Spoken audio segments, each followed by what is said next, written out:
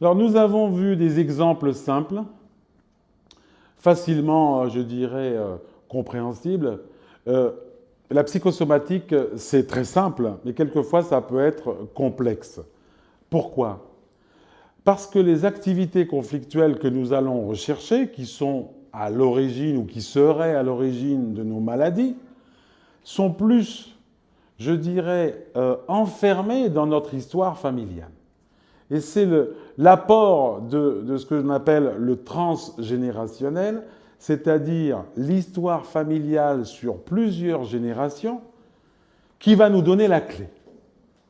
C'est-à-dire que la maladie d'aujourd'hui, pour appréhender la maladie d'aujourd'hui, on va aller chercher les sources conflictuelles au niveau de l'histoire familiale. Et là, j'aimerais vous raconter une histoire d'asthme.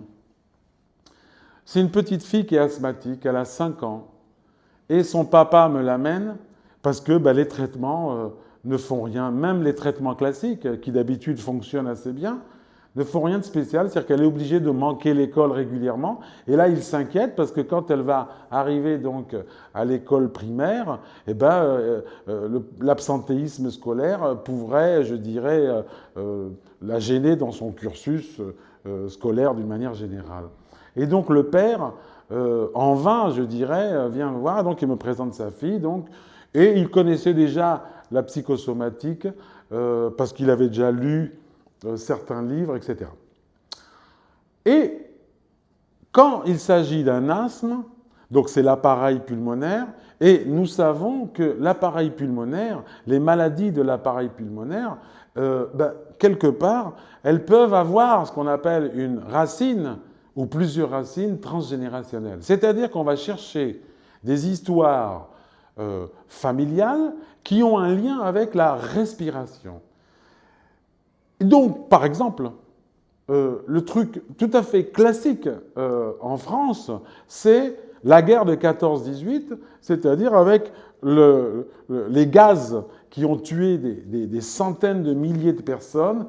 Et les gaz, jusqu'à preuve de contraire, si vous êtes d'accord avec moi, c'est plutôt quelque chose de respiratoire. C'est des gens qui ont été asphyxiés ou alors qui ont eu les poumons plus ou moins brûlés par ce produit chimique et qui sont morts des conséquences du gazage. C'est-à-dire que dans l'inconscient collectif de toute l'Europe et dans l'inconscient collectif surtout donc français par exemple, la guerre de 14 est beaucoup rattachée à cette histoire de gaz, de tranchées, de choses comme ça. Ça, c'est un exemple. Mais aussi, on peut chercher des gens qui ont eu des problèmes. Par exemple, dans un incendie, il y a eu des morts dans un incendie, puisqu'on n'arrive pas à respirer. Et l'asthme d'aujourd'hui va exprimer cette problématique d'incendie, d'asphyxie ou quelque chose comme ça.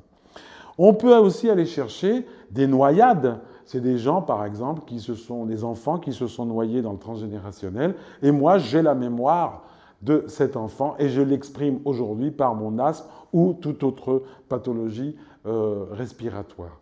Et ça peut être aussi des suicides, des pendaisons ou des choses comme ça. En tout cas, à chaque fois que la respiration a été coupée, empêchée, asphyxie. Et donc, je prends son arbre généalogique et je vois que cette petite fille, par un certain nombre de critères, est reliée directement à son grand-père paternel, donc le père donc, de ce monsieur.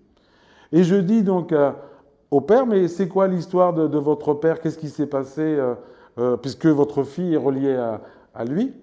Et là, son père, il s'est mis à avoir une émotion parce qu'il venait de faire le rapprochement tout de suite.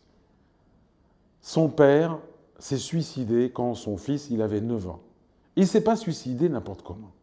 Il s'est suicidé au gaz. C'est-à-dire que sa femme est partie le matin, il est resté à la maison, il a ouvert les bouteilles de gaz et est resté. Et il est mort, donc comme ça, asphyxié.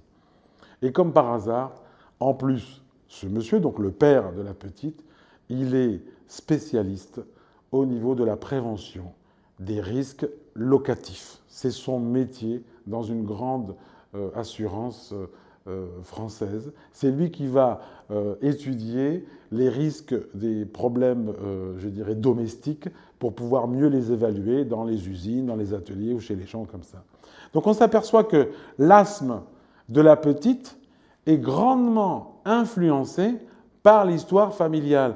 Et les conséquences de cette mise en évidence ont été très simples.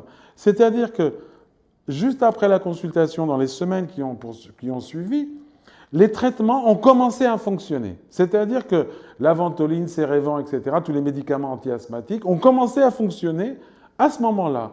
Et au bout de quelques mois, l'asthme a diminué donc de plus en plus jusqu'à, je dirais, être faible. Il n'a pas disparu complètement, mais il a été faible.